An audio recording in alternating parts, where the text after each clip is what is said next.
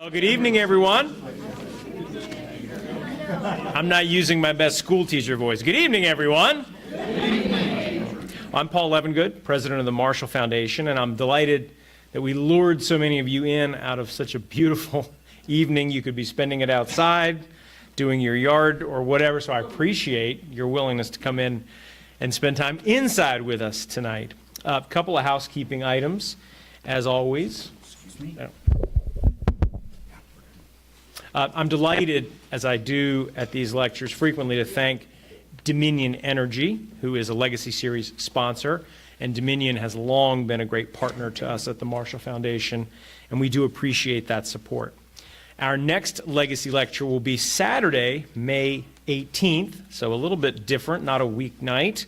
This is part of our annual open house that we'll hold that day. So that afternoon, we will hear from Dr. Furman Daniel on General Marshall's famously shy and retiring colleague, George S. Patton. So get out your pearl-handled pen and mark your calendar for May 18th. As always, before the lecture, I remind you to silence your cell phone. We don't want to interrupt our speaker or the rest of the audience.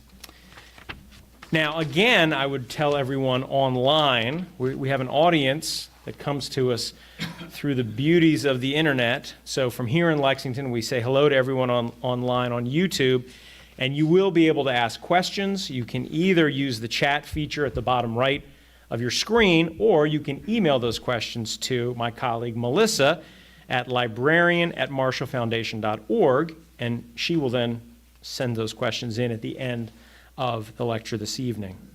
Now, for this evening's speaker. Ed Guitry earned an undergraduate degree at the University of Michigan, a master's at the University of Manchester, and a doctorate at Rutgers.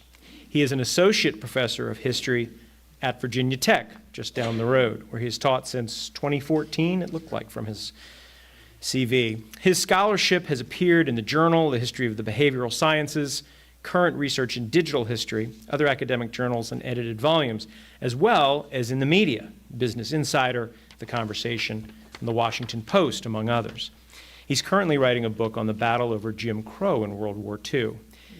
Most interestingly, perhaps, for his lecture tonight, he is director of the American Soldier in World War II, a digital history project underwritten by the National Endowment for the Humanities that has made tens of thousands of uncensored first-hand accounts of U.S. military personnel accessible to scholars, students, and any of us who would like to go on and use this fabulous resource. And he'll speak to us about it this evening. And in front of this group, I would like to thank him. He is also one of the guest faculty members for our Summer Teachers Institute this year. There's actually a poster up in the lobby you can see after the talk. But please join me in a warm Lexington welcome for Ed Guitry.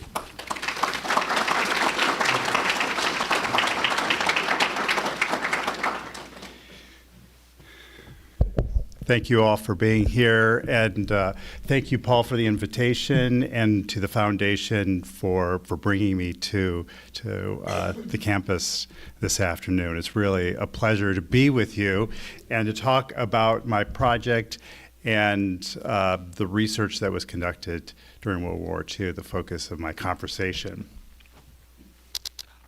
which I'm just going to jump right into now. So what I'm going to talk about is the most ambitious endeavor in the applied social and behavioral sciences in U.S. history that most Americans have never heard of. That endeavor was to tap the social and behavioral sciences and U.S. effort to mobilize, train, motivate, and manage the nation's manpower for war. No army had ever done anything like this before. The U.S. Army was so small and under-resourced in 1939, when George C. Marshall was promoted to Chief of Staff, that he compared it to that of a third-rate power, consisting of a scant 174,000 enlisted personnel and 13,000 officers. The War Department's plan to enlarge the Army in preparation for war was to rely on volunteers, at least until the U.S. entered the conflict formally. Congress had never authorized a peacetime draft, and there was little appetite to break with tradition to save Europe. But the shocking fall of France that mid-June ignited a fierce debate about how unprepared the nation was to defend itself and whether a draft was in fact necessary. Defenders of voluntarism insisted it was the American way, and that not only would conscription break with the nation's democratic traditions, that it would bring totalitarianism to the United States. Proponents of the draft doubled down, arguing that compulsory universal training and service was not only compatible with democracy, but was the most democratic way to raise an army, because responsibility would be shouldered equitably. Germany's assaults of the British Isles helped clear the way for the September 7th passage of the Selective Training and Service Act of 1940. Still, enacting the draft as a peacetime measure had a profound and lasting influence on the Army and on American life. Secretary of War Henry Stimson explained, quote, "We are, in time of peace, mobilizing and training a large army through this instrumentality of a selective service system. The success of this civil process will be dependent upon the Army's ability to return these soldiers to civilian life in an enthusiastic state of mind toward their period of service. In a large sense, this provides an opportunity to popularize the Army with our people, which is essential for an efficient fighting force," end quote. To win over skeptical citizens, the government and the Army would extend arguments that proponents of the draft made that summer. Citizens were promised that America's Army would be a democratic army, made up of ordinary citizen soldiers and reflective of the wider public. We need to appreciate not only this message, but how it was communicated. FDR viewed public opinion as the lifeblood of his administration and of democracy. He explained, quote, "The whole structure of a democracy rests upon public opinion. Indeed, under a government which functions through democratic institutions, we are ruled by public opinion. Now, more than ever, the voice of the American citizen has to be heard and known. Only through the full and free expression of public opinion can the springs of democracy be renewed and its institutions be kept alive and capable of functioning," end quote. During his long tenure in office, FDR created a sprawling communications apparatus, a constituency service on a vast scale to register and respond to public opinion. Arguably, the most effective tool was radio, which allowed him to bypass news outlets and speak directly and formally to the public. Who hasn't heard a fireside chat? Letter writing was another effective arm. He would urge radio listeners to write in response to various New Deal programs to gauge their appeal and to recruit volunteers. He also urged citizens to write congressmen to let them know how they felt about one political issue or another. To the right, you see the deluge of letters that came in after FDR encouraged children to post dimes to help raise money for the March of Dimes for polio research. Nearly 27 million came rolling in. If these were the public face of FDR's communications apparatus, behind these scenes, the administration relied on ear-to-the-ground reporting using journalists, informants, agency personnel, and field offices, as well as newspaper clipping services to gauge public opinion and to tailor messaging. It is no surprise then that his administration would warm so quickly to another modern invention that, like radio, was revolutionizing how politicians, businessmen, and advertisers interacted with the public. See, up until the beginning of his presidency, public opinion research had been incredibly labor-intensive and time-consuming. One way of surveying was to send field workers out into a community and canvass a community, going door to door and asking questions and afterwards recording the responses. Another method was to use straw polls, where, for instance, magazines would send out ballots to all their subscribers and ask them to fill out the ballots and send them in.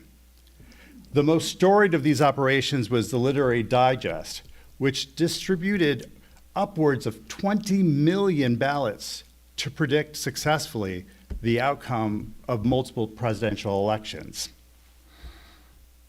In 1933, so this is coinciding early with his presidency, several pollsters working on marketing research developed a new, more modern scientific technique that reduced the time, money, and resources necessary to conduct public opinion research.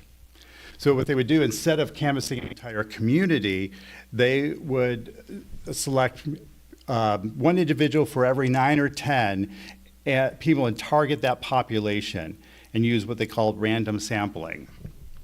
A pioneer in this effort was Elmo Roper, who many of you I'm sure know, who became director of Fortune Survey, the first national poll using this technique in 1935, and then immediately took on the Literary Digest, predicting not only that FDR would win re-election, unlike the Digest prediction, but he estimated just how far off the Digest would be.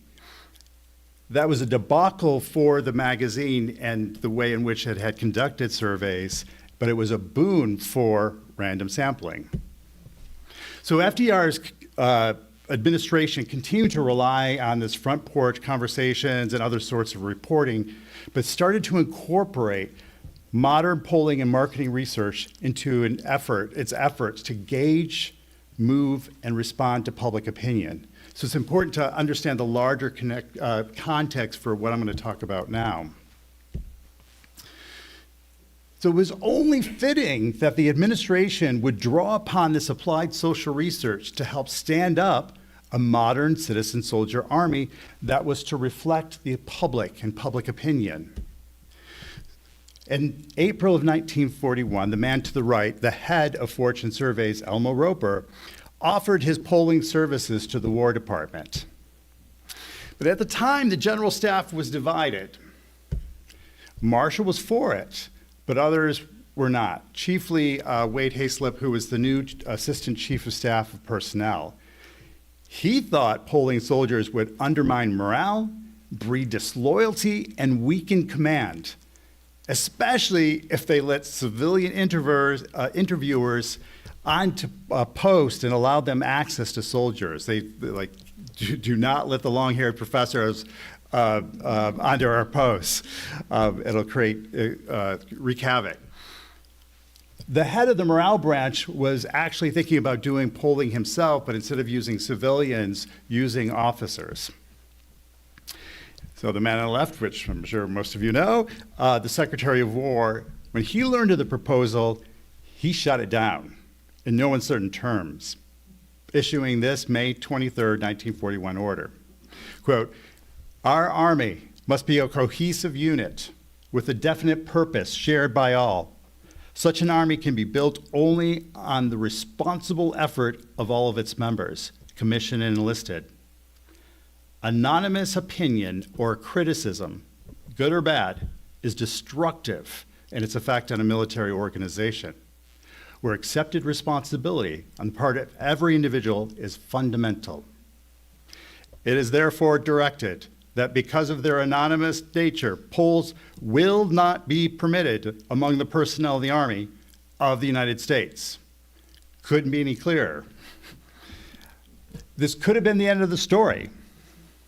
But for the towering individual that you see there standing in the front and center left from our perspective, meet Frederick Osborne, a wealthy retired executive, a fundraiser for the social sciences, and an extremely well-connected blue blood from the New York State's Hudson River Valley. A dollar a year man, he had originally been tapped to oversee the writing of the draft regulations after it was passed. And then he was asked afterward to continue to assist with mobilization by coordinating morale services between the War Department and Navy and entertainers, Hollywood, radio executives, educators through a joint civilian-military coordinating committee that he chaired.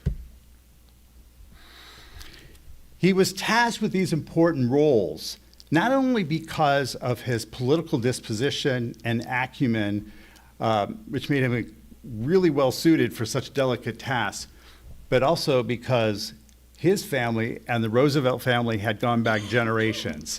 In fact, FDR himself and Frederick Osborne had been childhood friends. So you see him in uniform here because he was appointed the chief of the U.S. Army Morale Branch later in the summer of 1941. So again, recall the debate about conscription. As the man charged with overseeing the writing of draft policies and regulations, Osborne played a significant, if invisible, role in helping build that democratic army. He was himself also something of a self-taught social scientist. He believed in the power of data and the value of measuring and responding to public opinion, just like the White House. So what happened is, right after he became the chief of the morale branch, he quickly coordinated with the man on the right there.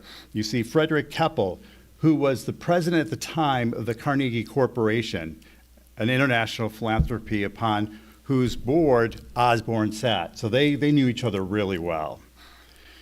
So with Marshall's tacit approval and a $100,000 grant from the corporation, he started putting into place a scheme to circumvent that ban on polling so that he, the corporation, and the country's leading social science academic society could create this applied social behavioral science research outfit inside the War Department. He immediately assigned Samuel Stouffer, a University of Chicago sociologist, if you can see him right there in the bottom right, to run that survey program. And by mid-October, so this is 1941, October of 1941, with that approval from Marshall, he discreetly secured the basis for this survey program from him and started to develop a questionnaire that was already in the works and being pre-tested at Camp Lee, not far from Washington, D.C., in just a matter of days. I mean, he wasted no time. The research team was in a rush. The international situation was uncertain. And also, the holiday season was fast approaching, and soldiers were going to be on furlough, and so they might have to push the survey that he needed to get out the door, wanted to get out the door, into the new year.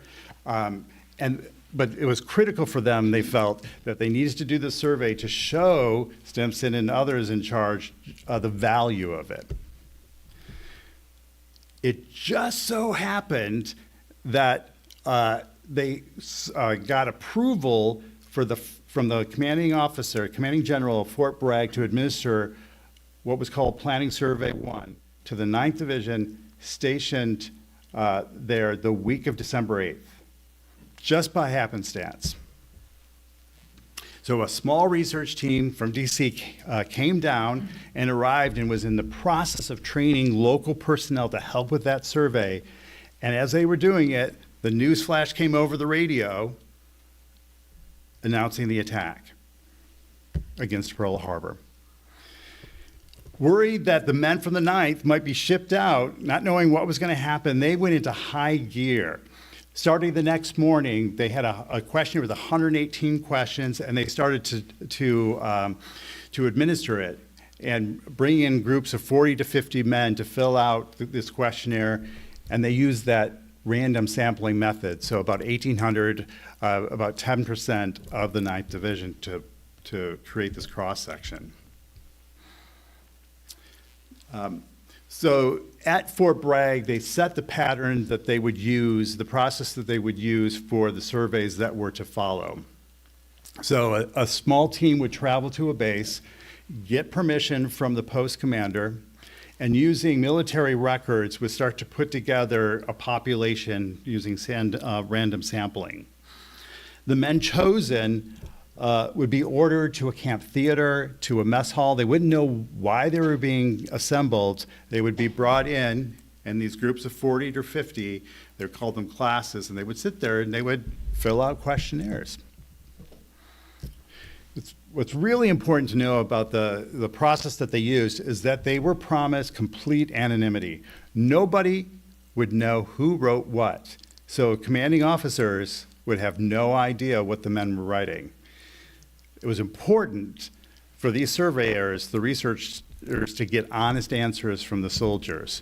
And so they repeatedly made sure that they knew, be honest with us. What were soldiers asked? So the Army surveys typically started with demographic information, like where they were from, education levels, civilian employment. They would ask them about their branch, position, rank, etc. They were also asked about their adjustment to military life, about the organization, about training, leadership, so on and so forth. To tabulate the data from this first survey, Planning Survey 1, the research branch had to borrow specialized coders and clerks, as well as punch card machines and operators from other federal agencies, because they didn't have the staff to do it themselves, nor the technology. And in addition to needing the staff to help them process this data, the machines, they also wanted these agencies to process their data that they had been collecting as well, to try to create a composite of the Army at that time. Just to give you a sense of how large this operation was in the beginning. Osborne requested from the Census Bureau a tabulation of data on the entire male population between 18 and 44 on schooling, marital condition, and dependence. This hadn't been done before. Using hundreds of machines and employees, the Bureau ran tabulations from 1.2 million punch cards.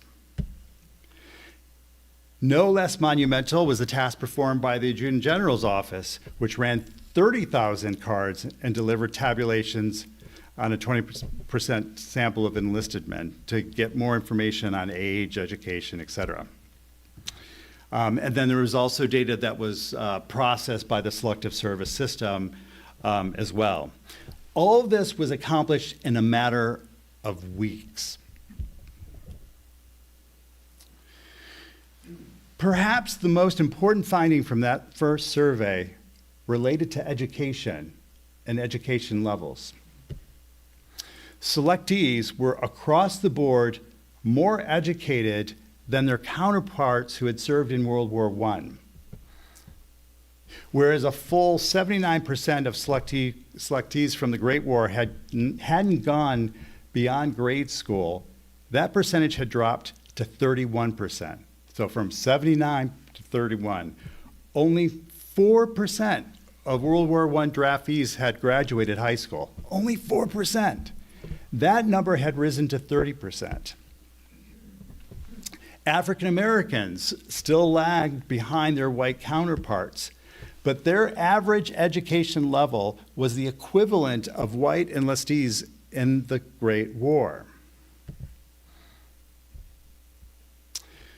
So not only did the GIs have more education, but by extension, they also entered the Army with valuable professional experience and knowledge. It's really important.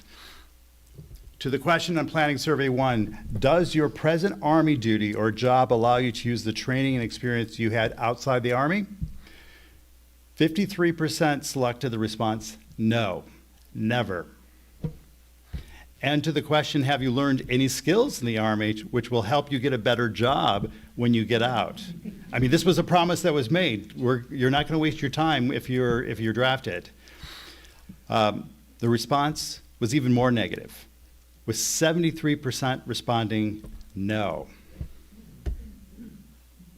The combination of these factors, promises made to soldiers about the nature of the Army, that it would be a democratic Army, their higher educational levels, and the professional skills that they came into the Army with set high expectations, both how they thought they should be treated as citizen soldiers, but how the Army should be run as an organization.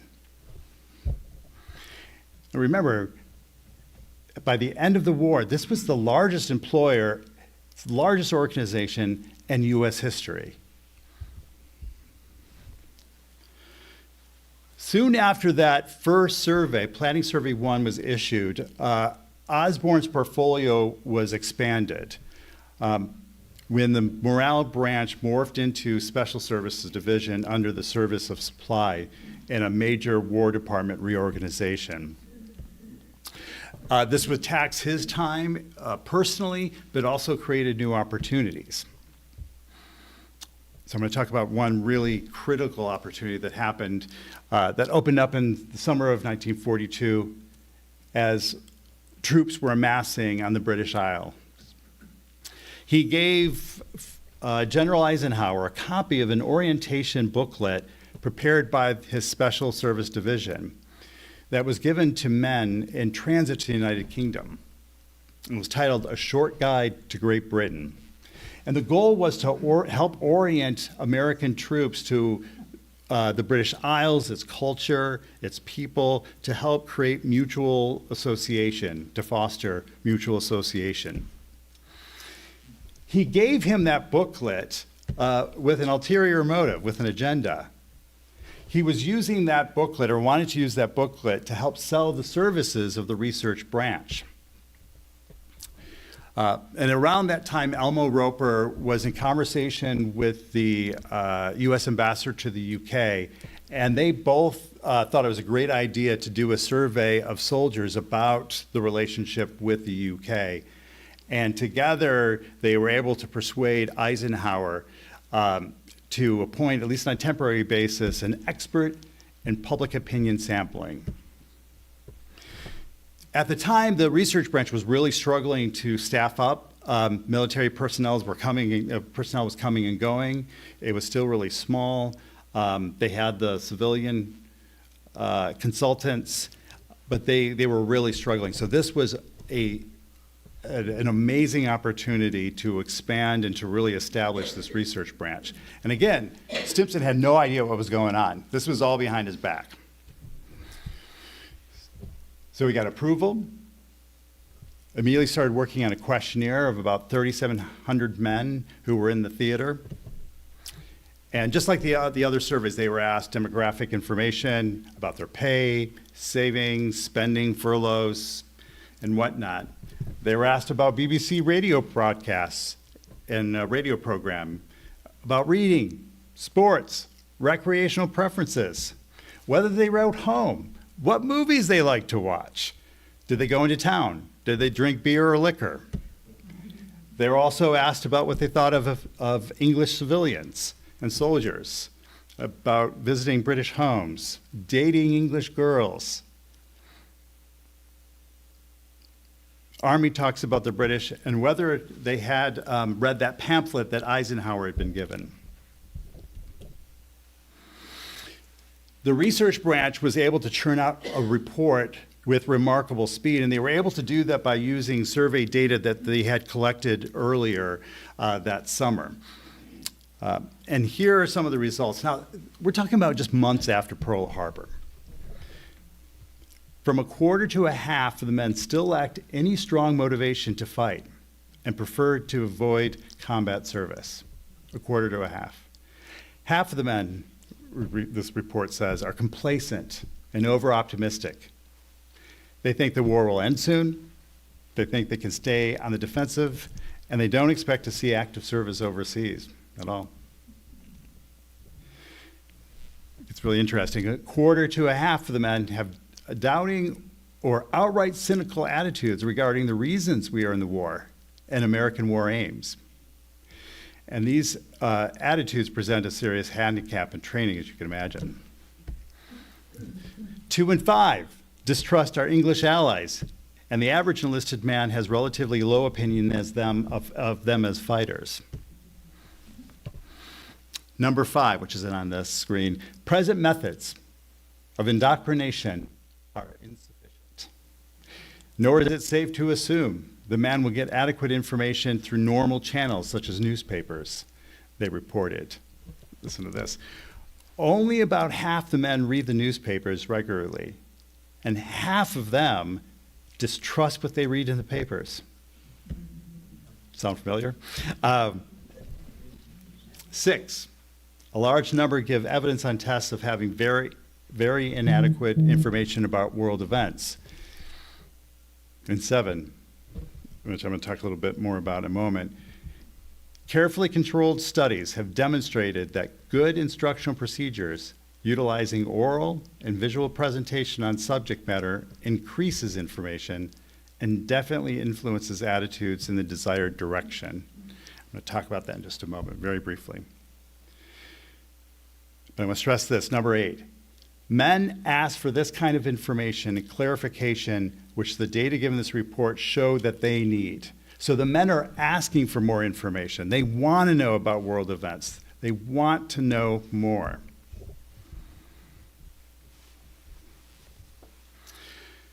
I'm just going to zero in for a moment on that 7th finding from the report regarding oral and visual presentations.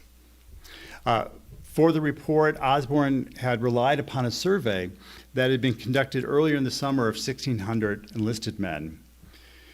And they were tested on their knowledge about and attitudes towards China. It's one of the United Nations. And what happened is 4 days later, they were grouped in 3 different groups. One had seen the informational film that you see here, the screenshot from the Battle of China. Group B had heard only a lecture about China's part in the war, and C, there was a control group that had received neither of these. 2 weeks later, the same groups were restudied to see if it had changed their attitudes. And what they found was that the lectures and the the film significantly changed their attitudes, whereas for the control group, it didn't at all. So this was really, really important to Marshall and to others to understand how best to motivate men for war, to use film and conversation. And so in terms of education, what the Army would do during this period was cutting edge and helped to change the way that people thought about education and technology at the time. Soldiers in another large survey had been asked to rate a list of 8 nations according to their military strength and the fighting ability of their soldiers. Here's what the survey revealed. For the rating, this might surprise you, ratings of the nation's military strength, number 1, strongest, Russia. Then Germany, followed by England. 4th, Japan, followed by Australia, China, Italy, and pulling in the rear, Finland. Regarding fighting ability of soldiers, best, number 1, Russians. Then Germans, Australians, Finns, English, 6, Japanese, followed by Chinese and Italians in the poorest, as the poorest. Note the ranking of Japanese soldiers in 6th place. At that time, Marshall was receiving communications of the battle and what was happening in Guadalcanal. This concerned him. He was determined that American soldiers need to know what they're up against and what it's going to take to win this war. The production of this report was at a watershed moment for the research branch. It was right before the North African campaign. Somerville, who was the commanding general of what was then the Services of Supply, under which the Special Services Division operated, wanted to use all media that was available to the Army to the fullest extent in order to instill this proper attitude toward the war.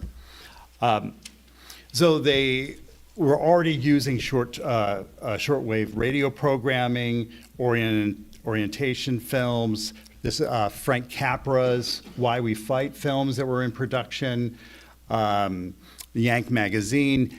Every technology and media at their disposal, the Army wanted to use in order to inculcate these values in American troops. And he also asked that the research branch study the effectiveness of these technologies and tools. The report was a great success. Eisenhower concurrently established a research section in ETO. It would have been temporary initially. A copy of the report went to the White House, and part of the Brain Trust was really excited about it, showed it to FDR, wanted more reports like that. But even Stimson comes around. Congress around this time was debating cutting off the sale of beer on bases. And the two of them, Stimson was having lunch with Osborne, and Osborne slipped him the data, show it from one of those surveys showing that men were not drinking as much as people supposed, and they preferred beer over liquor. Stimson may have been a little unnerved by the fact that something had been, some polls had been conducted behind his back, but he sure did like that information, and the men continued to get their beer as a result of it. A year later, the research branch could not keep up with the demand, especially in the European theater. The director of the research section wrote to Osborne in September of 1943 to let him know that the studies requested of the section or suggested were, quote, piling up faster than we can hope to carry them out with a staff twice the present size. Dozens of reports were in the pipeline. From Marshall on down, Osborne was receiving kudos for the work that they were doing, including from Leslie McNair for an officer study report. He asked that a copy of that report be distributed to all ground force general officers down to the division level. And he himself wrote a letter to go with it, with that report. He was also appreciative of a report on what infantrymen think of the infantry, writing Osborne to let him know what he thought and how valuable it was. And one of the things that the survey had revealed was that a large percentage of those infantrymen had misconceptions about their role in the infantry and of teamwork in modern warfare.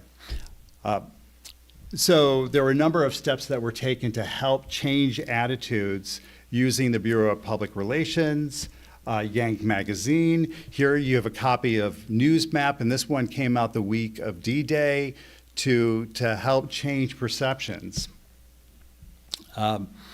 Another result of this survey was the introduction of the combat and expert infantry badges in October of 1943. And the research branch was tasked with studying the effectiveness of these different efforts that they were making, including using the badges. So this was one of the early successes, because I'm sure many of you know about those badges and how important they were for so many men. By early 1944, research units were active in all nine theaters and commands outside the continental U.S., giving this operation basically worldwide coverage. Unfortunately, in mid-May, Eisenhower ordered that no more studies were to be conducted in ETO in preparation for the Normandy landing. He wanted to pivot all activities in preparation for the invasion by focusing on orientation and information. He wrote to his top generals, I feel strongly that as a day at our combined offensive approaches, it is necessary to make absolutely clear to our men the stark and elemental facts as to the character of our Nazi enemy. The absolute need for crushing him if we are to survive. And finally, to drive home the fact that we have defeated them before and can do it again. It is only necessary to steel ourselves to the task. So those various tools that they had been using, the technologies, the booklets, news maps, film, orientation film, lectures, all of those were then used in the lead up to D-Day to prepare men for what they were about to encounter and experience. He closed in that same letter. This is not the time for long discussions of the roots and causes of war. Our soldiers have heard this before. What is required now is to impress on them that only hard and successful fighting will bring victory, and that the way home is via Berlin. So the research section had to put a pause on their activities, but what they did do was use previous surveys that they had done and talked, for instance, use those surveys to talk about combat training and what was necessary for the invasion. If I had a little more time, I would talk about how Osborne used survey information also to correct misperceptions among the American public, including newspapermen who were critical of the Army and its leadership. But I'm going to move forward here in time. So why there was this pause on surveying infantrymen and the ground forces, it would continue in the Air Force, the strategic air forces. Immediately prior to the invasion, as most of you know, and during their precious first weeks, flying personnel were under terrific strain from the continuous flying under incredibly difficult conditions. And as a result of that, Spatz and also Jimmy Doolittle, who was commanding the 8th Air Force, wanted to continue these surveys to make sure that they were doing everything that they could to make sure that these crews were operating at their optimal level. And so they started getting all of these reports from surveys that told them about the effects of combat encounters. They were asking personnel about their training, attitudes towards their flying combat missions, about higher at headquarters, just a whole number of issues they were asked about. What they found was that morale was actually really quite high despite all the difficulties. But one of the things that they did focus on was trying to calculate how many days crews could be, or how many missions crews could be engaged in before they started to become inefficient, or before men started to break down. And to do that, they asked the men themselves, how many days could they do it? And then they compared that information with some more statistical information about psychiatric rates of men. So you can imagine how critical this information was for command and policy, and setting the number of missions that crews would be expected, or at least knowing how many they could be engaged in before they became inefficient. But another thing that they would do is that they use the survey data to also inform soldiers and airmen. So what you see here is a copy of a periodical, a digest called What the Soldier Thinks. And I have to give the library here a shout out because you've digitized all these and I use them on my website. But you can see here there's some statistical data here, but they also curated quotes from open-ended responses to help motivate men. And this was circulated across the world. At one point, over 100,000 different, 100,000 printings were done for each issue and circulated down to the company level.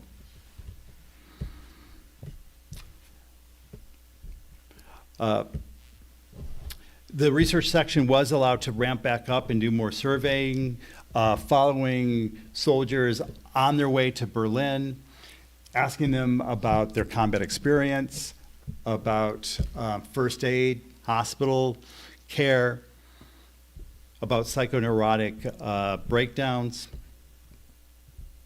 They also asked them, and was conducting research with the Surgeon General's office, to find out how many days infantrymen and could be in combat before breaking down, calculated that.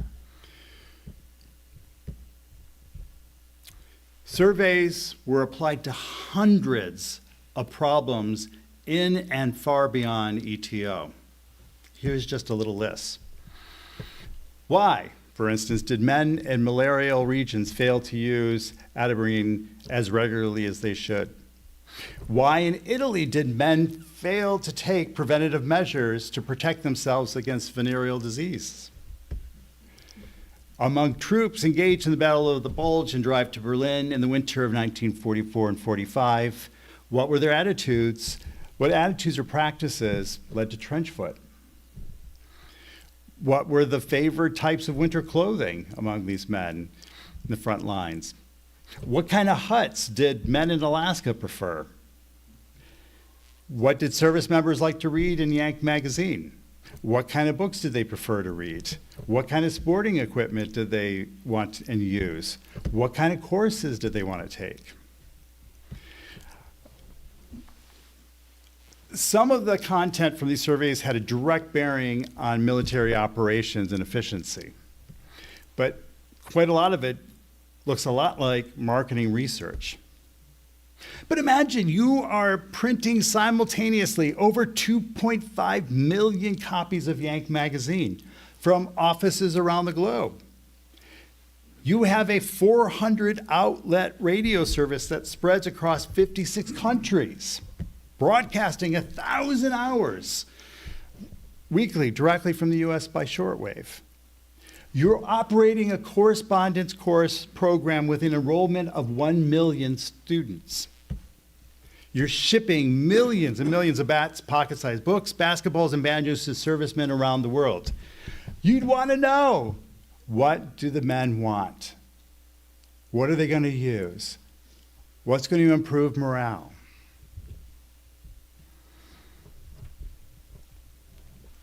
What did the men think about being surveyed?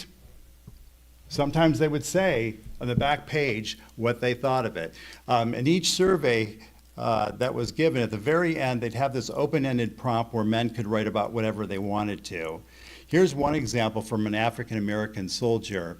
I won't read the transcript, but you can see he took advantage of this opportunity to talk back to command and to tell the Army exactly what he thought about his service.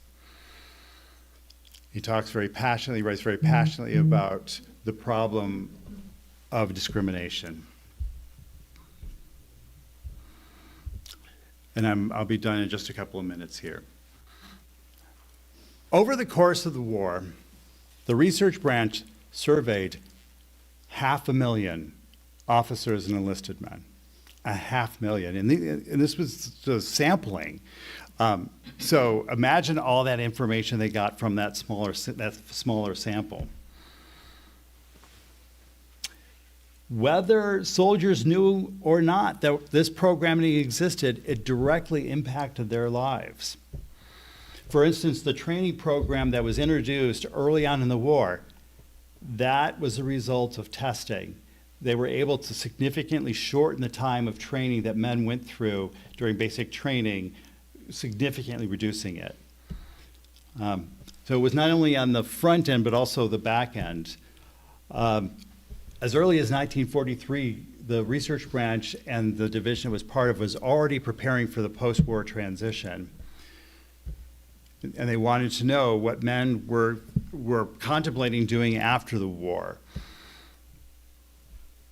So one of the things that they did was that they surveyed men about the GI Bill of Rights, and some of the calculations for the Bill of Rights came from the research that was conducted. The point score system that was used to determine when men were going to come home, that was the direct result of asking men what they thought should be the priority on who should come home, at what rate. So whether they had seen combat, whether they were a parent, how long they had been in, and that's how they determined the calculation for the point system. So this affected all these men coming home.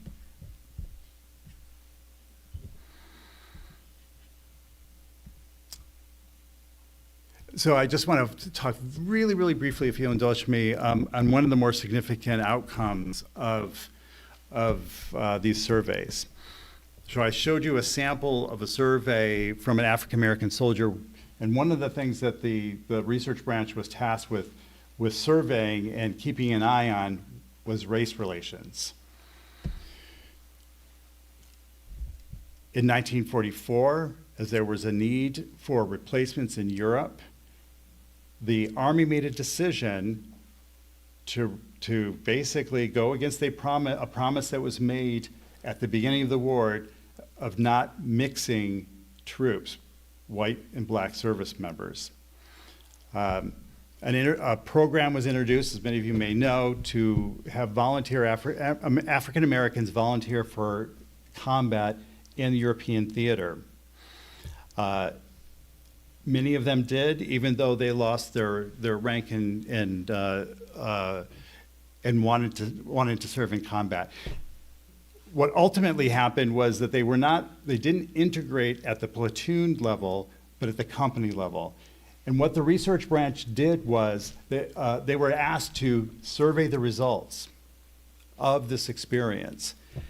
And what they found was two things: that African American soldiers performed remarkably well. And their white officers reported in surveys before and after about their experience. But the second thing also was that it improved race relations.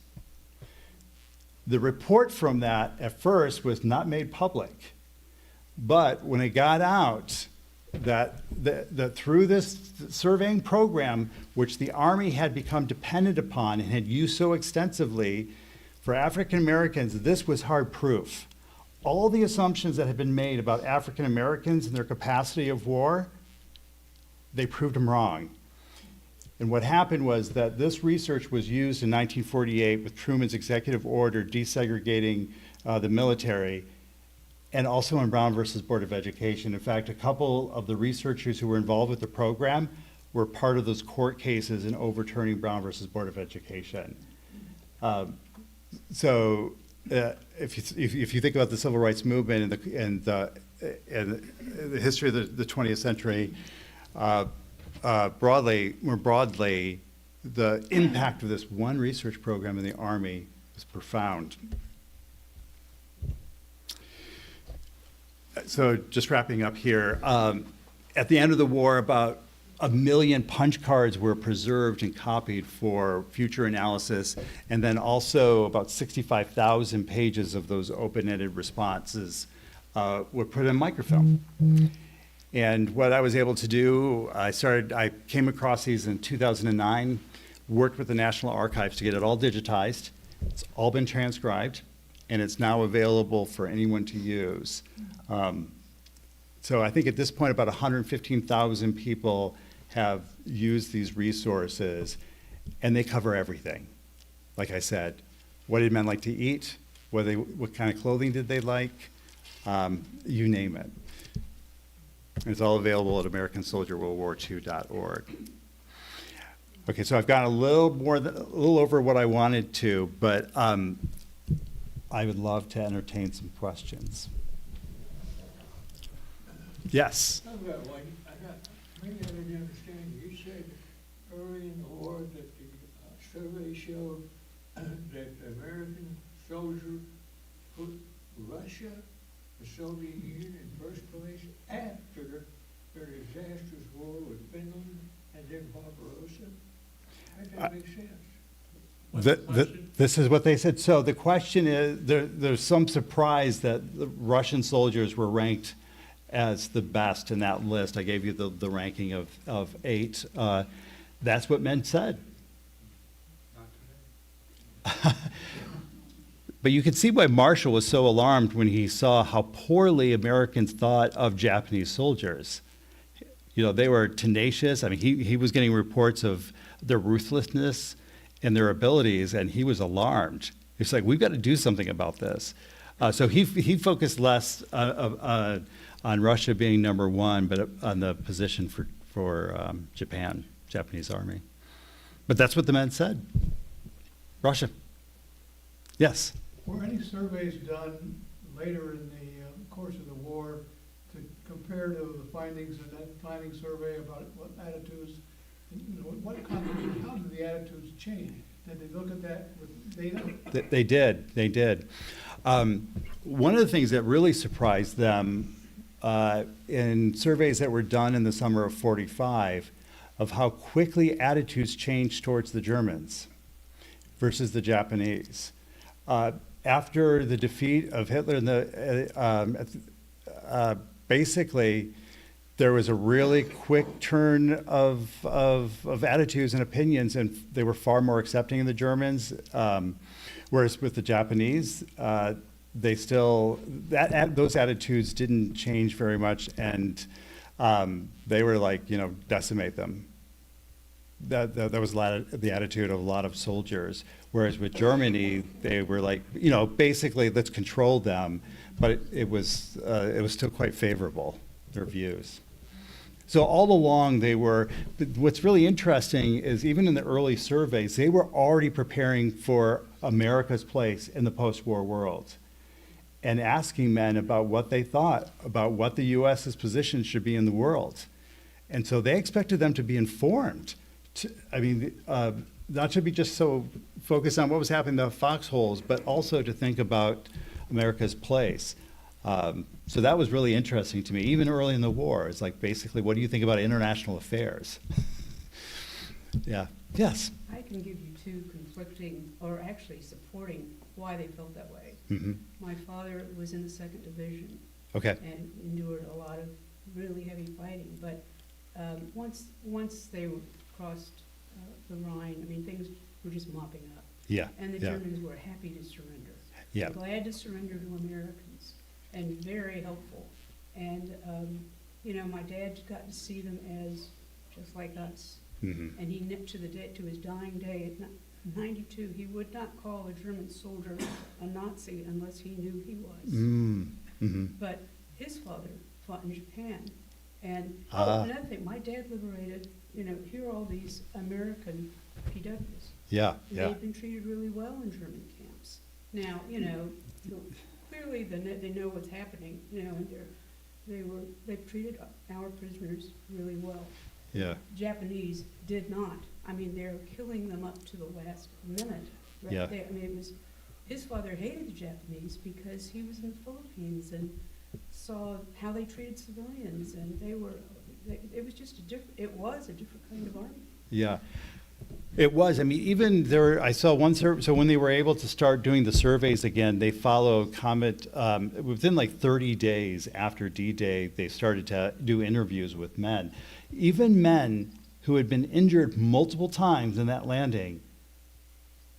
Did not blame the Germans, did not have a vengeful attitude toward the Germans. I mean, there was one interview I was reading, basically a lot of these guys are kids, they're like 16 and 17 years old, did not show the kind of vengeful attitude you might imagine so quickly after D-Day. This is a month after D-Day, and there's still a lot of the war to take place. I was surprised by that. And of course, I mean, I know about how they treated POWs and mutual respect. But it's still fascinating how I think at the end, and this was really helpful, and one of the reasons they continued to survey was because they were preparing for occupation. And so this was really helpful information to know, what was it going to be like to have all these American soldiers in Germany, occupying Germany. And so I think it made them feel a lot better about what that occupation would look like, soldiers. Yeah, there's lots of hands. Should we go in the back and work our way up? Spoke about the attitude of the American soldier about the Germans. What about after the soldiers saw the concentration camps? No, that was That is a really good question. I don't know if they conducted a survey of the men who liberated and who would have had that firsthand experience encounter, because some of the surveys that I saw were in June and July, but I don't know the answer to that question. I don't. We did have some soldiers who visited the foundation years ago, and they said they never knew what they were fighting for until after they went into concentration. Right. They were cynical, just like the reports say. Yeah, I believe that. That's a really good question. There are other, Early on, you alluded to, with sort of the wink, Yeah. the similarities of what's going on here today. Is there anything in the early part of the studies that would help us in the situation we find ourselves in? The military's having a terrible time recruiting. Yeah. There's a whole host of problems that are sort of similar to that. Yeah. I don't think so. So when I think in that particular question about attitudes, I mean, for me, what I take away from it is that this isn't just a problem for the here and now, that this was a problem back in the 1940s. So particularly about the uses of the media.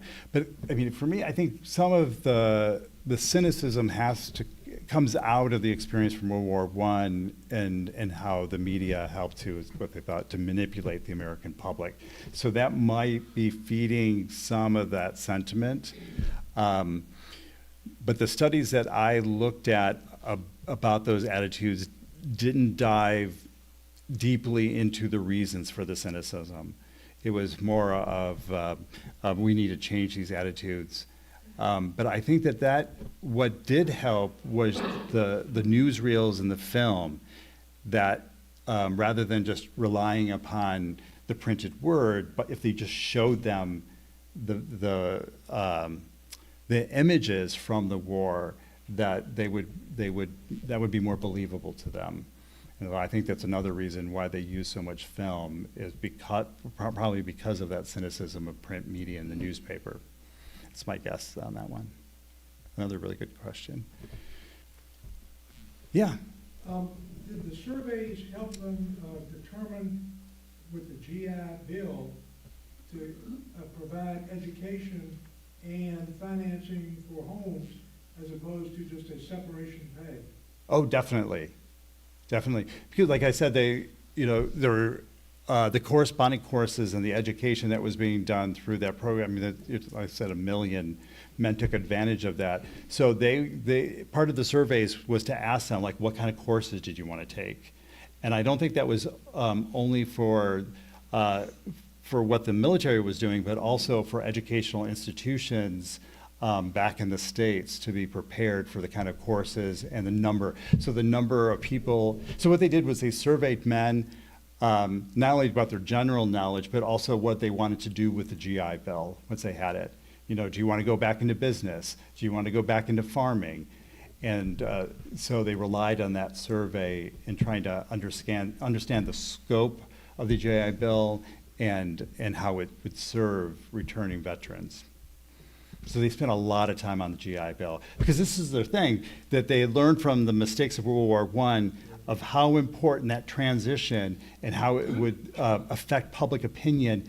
And mind you, they were preparing to introduce universal military training and were really mindful of that. So a lot of that emphasis on the GI Bill and what they were doing was to help persuade the public to support universal military training for the post-war world. So it wasn't just about the veterans and their needs, but also about America's place in the world. Yeah.